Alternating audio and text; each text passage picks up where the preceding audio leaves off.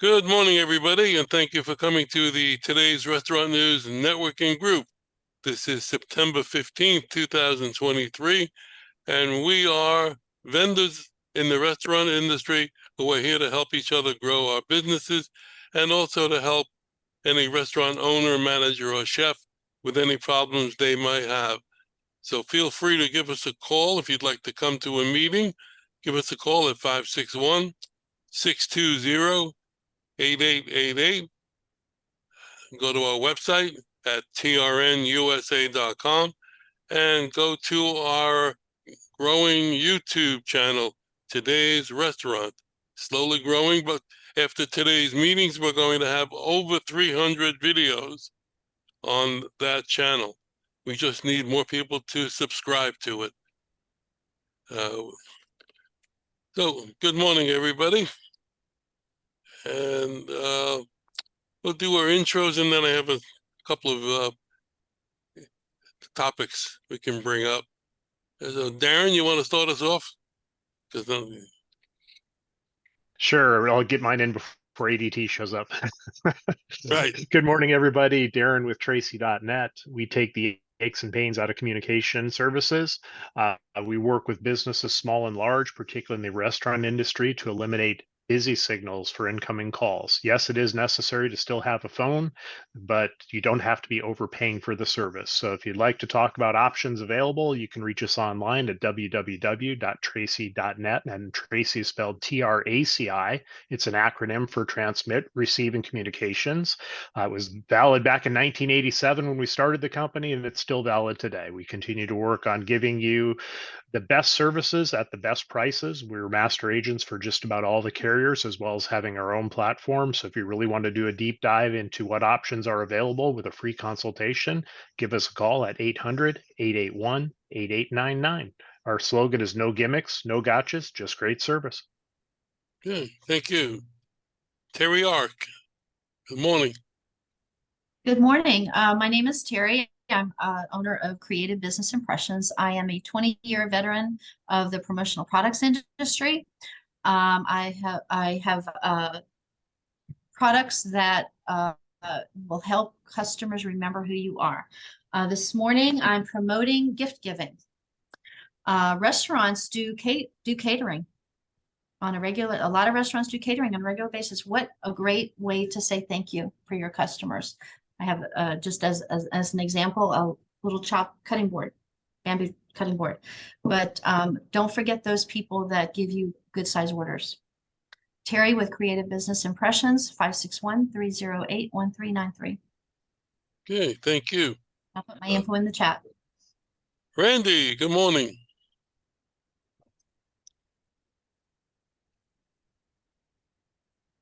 You're muted, Randy. Randy.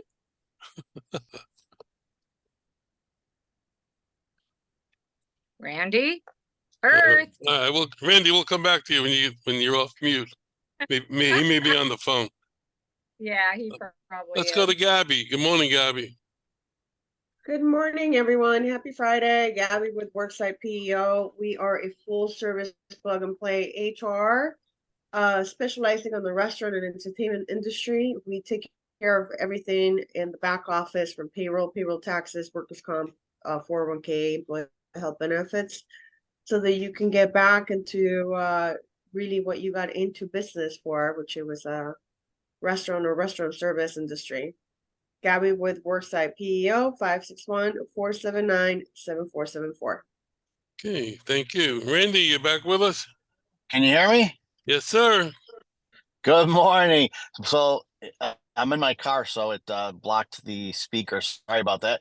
Good morning, Randy Pumputis here with Heartland Payroll and HR Solutions. We handle everything from startups to multiple locations and acquisitions. Howard, I got an email out for the ERC updates. Not sure. I haven't heard anything yet. But if you're looking to make a move, this is the time of the year where 1 in 3 businesses review their outsourcing. And I can be reached at 585-622-2993. Thank you. What Randy was referring to is earlier in our 9 o'clock group, one of our members brought to light an article that he read that said that the IRS has suspended the ERC program for further investigation into fraud, and they're putting people in jail for and trying to get some money back that they've already sent out. It's a crazy program to start with, but and I haven't officially been told anything yet, but that's what I heard. They have 600,000 applications waiting to be processed, and 600,000 people who are trying to get them to do it. So, Randy, your camera is inverted. or No, uh, it's flipped. I don't know. I'm having problems with this phone, so I'm gonna turn it off. Thank you, though. okay, There let's we go go. to Andre. Good morning, everyone. Andre Culturing with Culturing Consulting. I solve retention problems for restaurants through implementation of training programs, processes, and frameworks. You can reach me at 321-948-6765. Thank you very much. Andre, since you're one of our newer members, Mhm. why don't you schedule yourself for a presentation? Sure thing. I'll send you a note. Just tell me what date you're available, Will other do. than the last Friday of this month, Yep. which is taken by Will the do. dynamic duo, Mark and Stephanie. Good morning. Tell us who you are. They're on mute. You're both on mute. Mark, you want to go ahead and present today? No, I'll let you do it. I'll listen to you. Okay. Well, we're Mark and Stephanie, and we run Brilliant Computers. Our shop is out of Boca Raton, Florida, but we provide services to people all over the country, businesses and residential customers.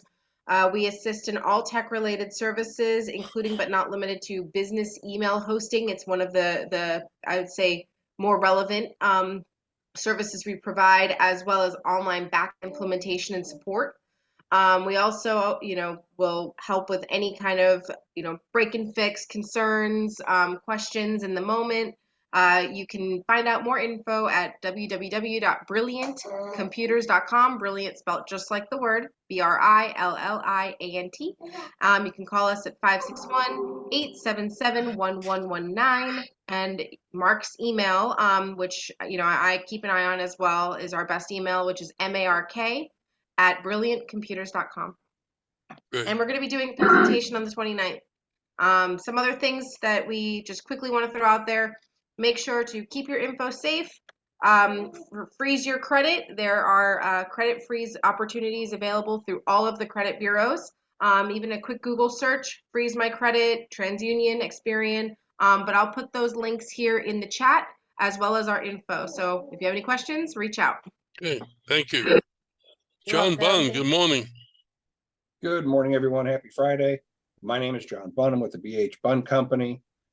As all the different states are trying to get rid of the plastic products and bags and styrofoam and all these different products to carry food, our machine uses twine. It's environment friendly to tie up the packages when they go to cardboard. Pizza boxes, you can see over my shoulder.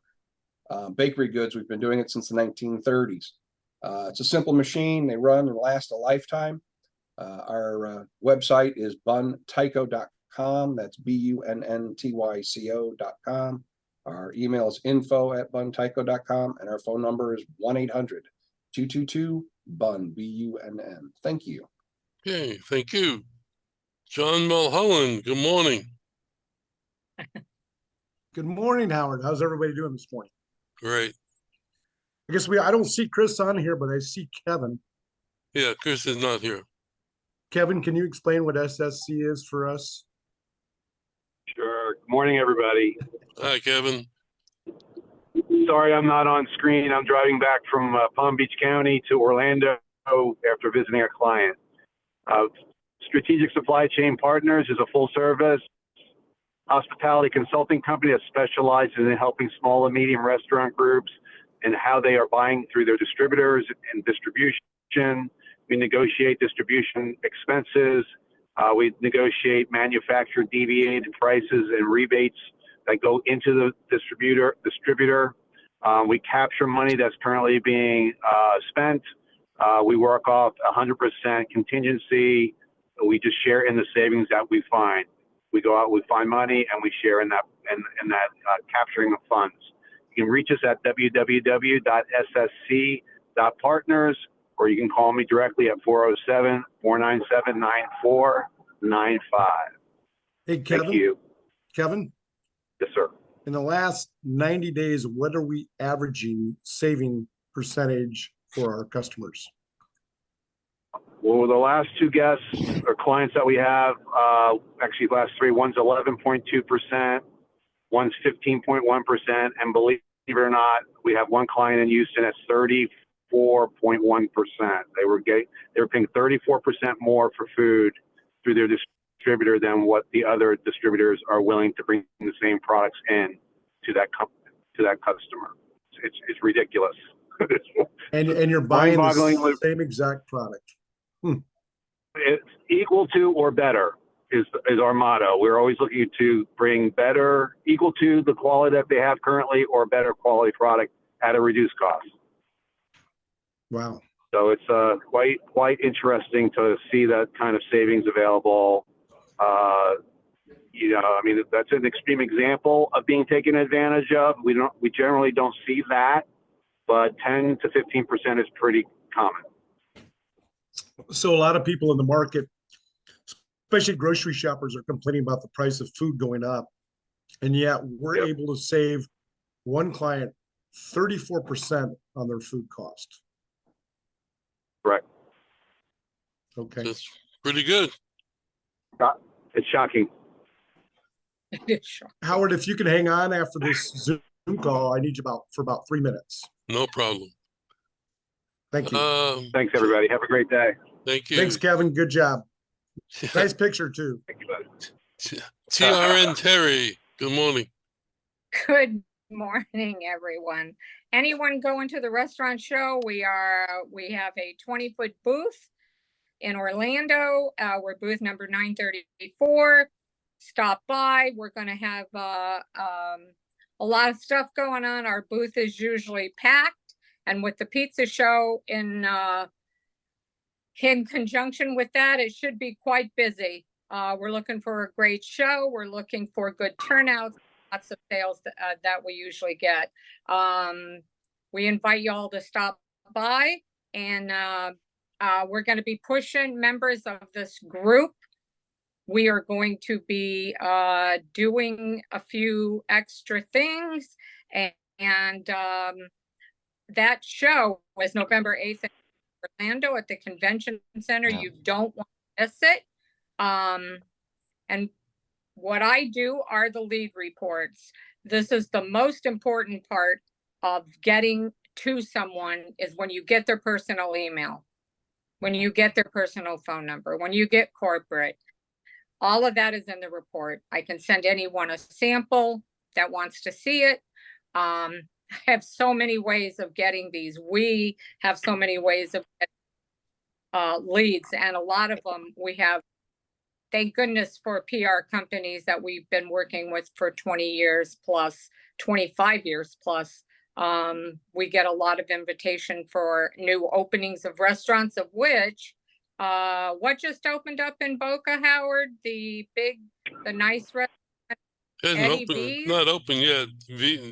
Johnny V. Yeah, 80 V's and some other big ones. But there's a popularity now, and we discussed in the last group about containers, shipping containers being reconverted, restored, repurposed into restaurants. And what they're doing is they're making a giant area, and then in the middle you've got a green area. You've got a place, a food court. Yeah, you've got an area for the dog to run if they want. You've got, they're doing it as a family, so each person can go to whatever container they want. get the food they want, yet they can sit. And so that's a huge new, what do I say? I guess it's not a fad. It's going to be around a long time. But people that can't do a gigantic restaurant right now are going into these shipping container parks, and they're massive. One said they had 16, they're up to 24 containers now. So all those have to be in. And then, you know, you order your food, you sit in the middle, your kids can play, your dog can run. So they've covered everything. They've got an actual entertainment center there. Big deal. It's a big deal. And you can get, as vendors, you can get into each of those people because they all have their own separate phones, their own separate food, their own separate everything that they need. They're only using containers instead of giant bins.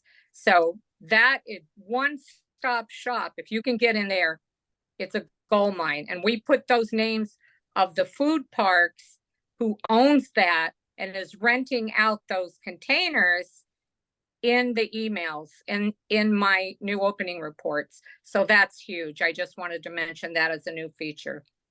You can reach me at terry@trnusa.com. Shana Tova, Happy New Year to everyone. Oh, that's right. Happy New Year. Yes. And happy and healthy. Thank you. Randy and Gabby, if you could send me an email with your booth numbers at the show. We usually publish a list of our members and advertisers on a map of the show, so we'll highlight it. And so just get me your booth number, we'll take care of it. Got it. Randy, And are then- you And at the anybody show else? Monday? What's Are you that? at the show Monday? I'm sorry? Are you, Randy, are you at the show on Monday? Which In one? Miami? No, Oh, gotcha. I won't be there. And But- anybody our paper for the booth, make sure you put your booth number in that ad. Yep. And we'll put a nice starburst. We'll have our graphics guy and people use that and they come around. So, And we're, all right. putting together some opportunities for members of the group to participate in a 10 by 10 booth, which is part of ours. Terry Ark is she's in, and I'll put together a letter, explain it to everybody, and send it out. So if you want to participate that way, you can do it. Harry will talk after. I didn't miss anybody, did I? Okay. I'm gonna over dramatize this. There was big news in the food service industry this week, and you might have heard about this already, but it opens up some discussion. I'm going to read this if I can. McDonald's is getting rid of its self-serve drink stations. The company is phasing them out of the dining rooms in the United States with plans to get rid of the stations by 2032. 2025. 2032, according to this press release. Right, but 2025 will be the majority of them. That will be the finishing area. I read a little more extensive article after that was printed. And they're so-called blaming the shift on the trend towards takeout and drive-through. It's not because they're using too much syrup or gas. It's because of takeout. And have you heard about that this week? Well, here's my question with this information. If McDonald's is doing it, is Burger King looking at it? Is Wendy's looking at it? Are all the other giant fast food operations looking at it? Look at Chick-fil-A, who are building buildings for drive-through only. So the question is, Yep. what other chains and what other aspect of running the restaurant may be eliminated in the same vein that this is happening? Kevin, you might have some thoughts on that. Well, honestly, Howard, my opinion is if you think about self-service, that allows a customer to go and have multiple beverages versus a single sale item, which a to-go drink is a single sale item. So I don't disagree with the reason why they're doing it, or at least publicly saying the reason why, but the cost of syrups has gone up astronomically in the last 2 to 3 years with COVID, where you could buy a 5-gallon bib, bag in the box of Coke syrup for $65. Right now, that same bib, bag in the box, is between $99.50 and $115.50, depending on who you're buying it from, what distributor. So there's a huge cost increase over the last few years, plus the ability to go out and purchase or to self-serve yourself multiple drinks. And also, if you say you want a water, you can go up and get a soda. There's nobody standing guard, making sure that you're getting a soda or a water. So I think there's a cost implication there. And I think anything that is considered discretionary use, you'll see being eliminated from all of the other fast food competitors are out there. I think that the primary reason being the shift to takeout and drive-through is going to have tremendous effect on people who are opening a new restaurant now in their design, because they don't need to have a huge dining room. They're able to, get their food out the door in other ways. I have a question on this, the new restaurant design, and especially like new locations for existing restaurants. And it's funny because I think I brought these up in this business up in examples previously, but Chipotle, for example, they just opened up a new location by me. They have a thing called a Chipotle lane. So you can go online, you can put in your order, you can go and drive through the drive-through, and you can go pick up your order. The thing is, though, is that they have their drinks set up there in the restaurant. It's a smaller, eat-in area than, say, maybe some of the other Chipotles nearby. But they have their drinks right there. And the only way you can get a drink, you can't just, when you're putting your order in, you can't just order a drink and they don't hand it to you through the window. You have to go in and go get a drink. So I'm wondering maybe what all of your thoughts are on that, because, if they were maybe in the design having the drinks only on the back side and handing them so they also could do it out the window, that would make sense. Okay, they're moving more towards to go and, pick up. But then why have the drinks if they won't serve them in that same manner?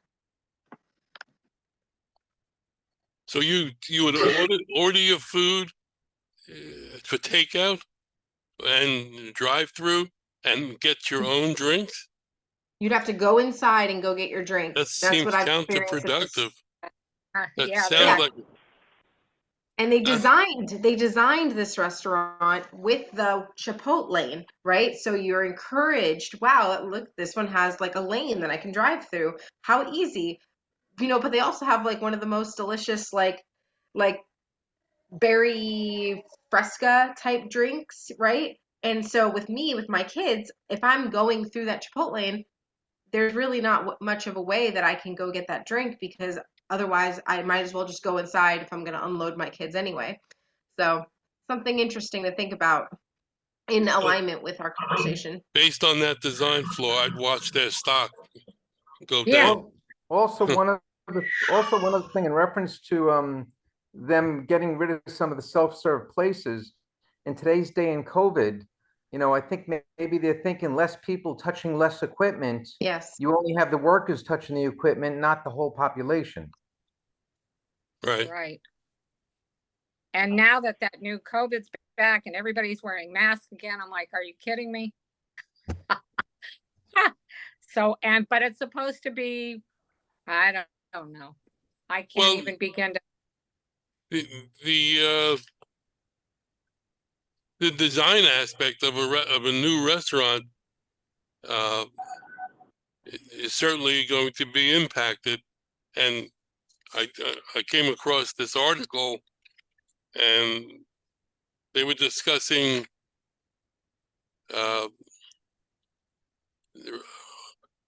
the design of a restaurant is critical for creating and welcoming an enjoyable dining experience.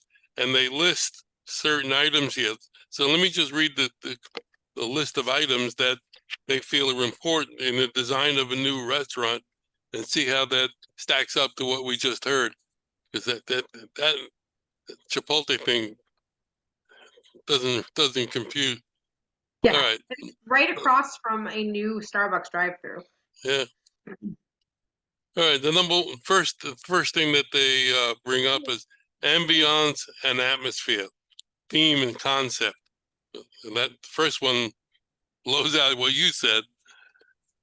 Second one, layout and seating, color scheme and decor, acoustics. That's an interesting one. Accessibility and flow. That's the ADA compliance. Kitchen visibility. A lot of places are going with open kitchens. Furniture and tableware. Technology. Maintenance and cleanliness. Flexibility, adaptable spaces, and eco-friendly design, and branding and identity. So those are the 12, what they call the key features in designing a new restaurant. Anybody have any others they'd like to add? Or comment on these. Okay, we'll see you next week. Kidding. I will comment on color. Only because I've heard all my life that color red makes you want to eat more. That's Red? That's why Italians have red and white on their tablecloths. Right. And McDonald's is yellow and red. Yeah. There's I thought definitely a psychology of color. Yeah. Yeah. In advertising and in restaurant design. Yep. So you don't see many restaurants that are That's all I have purple. to say. And actually, No. red is an angry color, so that's kind of weird. I mean, Also Red. suggestive Right. coloring, like green for, like healthy, right? So you Right. walk in, you got green walls in a place that might sell a lot of salad or healthier, suggestive items. And that's the one color that if you put on a sign, watch it fade quickly. As the sun bleaches the red out quite a bit. Yeah. Holy cow. Andre, what do you find with your clients? Well, I'll comment on acoustics on the list you just mentioned. Acoustics is a huge one. Yes. And I saw John earlier. I'm curious to hear. I think he might have left from design standpoint how much he sees. But acoustics over the last 10 years is a huge business because especially if you think about fine dining restaurant, right? You don't want to sit in a cafeteria, and so many restaurants implementing special ceilings, special even tables where you have padding under the table to absorb sound to make it a little more intimate. It's definitely it goes together again with colors and decor, but it's pretty significant when again specifically for fine dining and upscale casual dining. And also being able to go into a restaurant and sit down with a party of four and have a conversation without Exactly. impeding with the ceiling. Yep. I think that the color schemes is obviously important. The acoustics, the seating, the actual seating itself is very important because sometimes, you know, and it's depending on the type of restaurant, that will determine the type of seating that you have. Because some restaurants, you want people to stay a little longer and order more, and certain seating is going to lead to people eating and getting out quicker, so you can turn your dining room faster. So it's all psychologically, all all behind the scenes thinking. Exactly.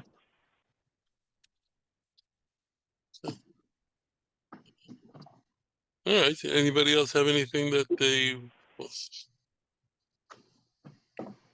Did you have something, Kevin? Yeah, I was going to just mention that, you know, a lot of companies, so the tendency now is in the industry for to go and delivery, especially with COVID, that kind of generated a huge uptick there. But a lot of restaurants want to grow, and there's a lot of empty space because of those that didn't make it through COVID. So getting a smaller menu, a smaller footprint, that's more focused on delivery and to go, allows companies to build locations at a much more of a discount than what they were able to do in the past. So I think we'll see the tendency for there to be a lot more smaller footprinted restaurant groups that are taking advantage of the economics of being able to find properties and sites in smaller markets and or in more urban markets where the cost of real estate is more expensive. That's true. And, you know, being with Fridays for 30 years, which is a long time, you know, one of the things that they evolved in and out of was the whole ambiance piece. You know, if you remember back, they used to have, they call it elegant clutter on the walls with the, you know, the stuffed animals and all of the memorabilia. And they built their restaurants to be noisy. So you had the tin ceilings, you had the wood floors. It was a very integral part of the design was to make it loud, and because noise can become infectious. It feels like there's energy. Yeah, it is. There's energy, you know, so people start talking louder because it's loud inside the building. And so when you would walk in, especially in the golden days of Fridays, it was a very, very busy place, and it was exciting to walk in. And as soon as you opened the door, you got slapped in the face full of noise, and it was kind of very attractive, you know. And as time has gone on, that's gone away in a lot of cases with a lot of concepts. They kind of took that, they kind of streamlined their business, removed a lot of that, and they got into a little bit more of a, you know, focus on acoustics and making it less, you know, less noisy to satisfy more of the guests that were not looking for that, you know, kind of upbeat and energetic kind of sense and feel. When Fridays first opened, I believe their first location was in Manhattan on First Avenue. That's correct. My family supplied the kitchen equipment for that location. That's cool. And cool. that was a Friday night pickup bar. Oh yeah. It was, and that's how it started. And it was that's exactly how it started. It was and Alan Stillman, who started it, he also created Smith and Walensky's and a number of other brands. So yeah, that was why he created Fridays, was to be able to meet young ladies. Right. I remember going to the first Fridays on a Friday night when it first opened, and some guy was there wearing an all-white suit, and he was obviously trying to attract attention to himself.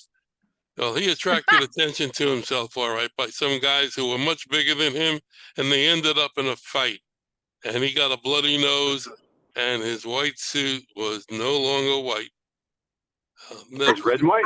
I have a funny story too. Just like the Friday stripes. I have a funny Friday story. You ready for this one? My husband and I actually met in 2005 at the Bayshore South Shore Mall in the bushes as teenagers behind a TGI Fridays. Our first shared meal was at a TGI Fridays. We met being little mall rats, but at a Fridays, and I think it was on a Friday. That's hilarious. Yep. Was he wearing a white Lifetime ago suit? it feels, but he was not wearing a white suit, but he looked very attractive. Yeah. Well, in those days in Manhattan, they had Joe Namath had a restaurant right down the block. Phil Linz from the Yankees had a restaurant right down the block. That was quite the area for Friday night. It was fun.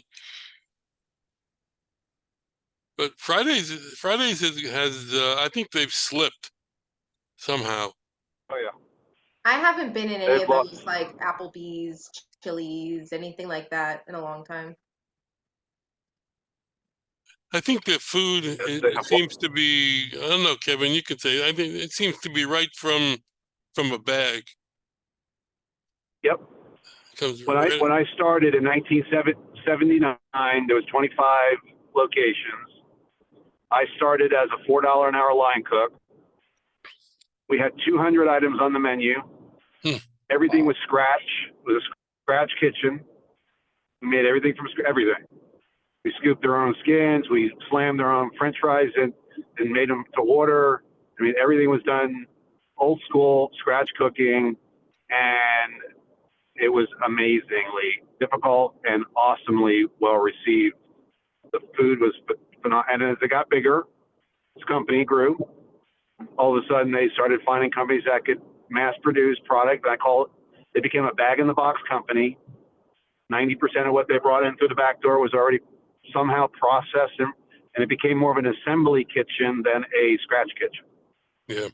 And as time went on, they did not handle that transition well as a brand, and I think they've suffered because of that series of decisions to do that. Yep. So you're absolutely correct. And in my opinion, the companies that are still holding on to that traditional approach, where they're bringing product in raw and creating their own dishes, and they're growing and having positive sales growth, because the guest ultimately notices the difference between a bag-in-a-box company and a scratch kitchen or high-quality food-oriented company. And they're willing to pay the extra money to get a great meal. So I think that, the whole chain restaurant thing is very challenging to grow to that level. We have 1,000 restaurants or 1,500 restaurants and maintain a high degree of quality. Hard to do. Yep. Absolutely. I know a person, someone I'm connected with actually. She designs the menus for Cheesecake Factory. Cheesecake Factory is one of those that I just want to put a little attention to, because I feel like they have a lot of locations, but when you go in, they've like you feel like you're getting like local foods. It feels like it's fresh, and so I feel like that's something that if these companies want to stay around for, like us as the consumers, I feel like that's what we're going to be kind of looking for coming into the future, healthier, options for our families and ourselves. And so that's kind of, I think, what I'd like to see is a little bit more of that feeling in those restaurants, I think. Yeah. Well, I thank you all for your contributions, and thank you all for coming. We've come to the end of the meeting. And if anybody's watching, they want to get in touch with us and come to a meeting, please give us a call at 561-620-8888. Everybody have a great weekend. For those of you who celebrate, happy New Year. Even if you don't celebrate, Happy New Year. Howard, Helen will. I wanted to remind There's everyone, something I to still celebrate. have tickets for the food and beverage show on Monday, Tuesday, and Wednesday, and it's from 10 to 5. I don't think I specified that earlier. So it's free tickets. All you have to do is send me your email address, and I will send you the ticket. It's from 10 to 5, Monday, Tuesday, and Wednesday in Miami. Right. We'll be there as well. Cool. Okay. So that's it. So I thank you all for coming, and we'll see you next week.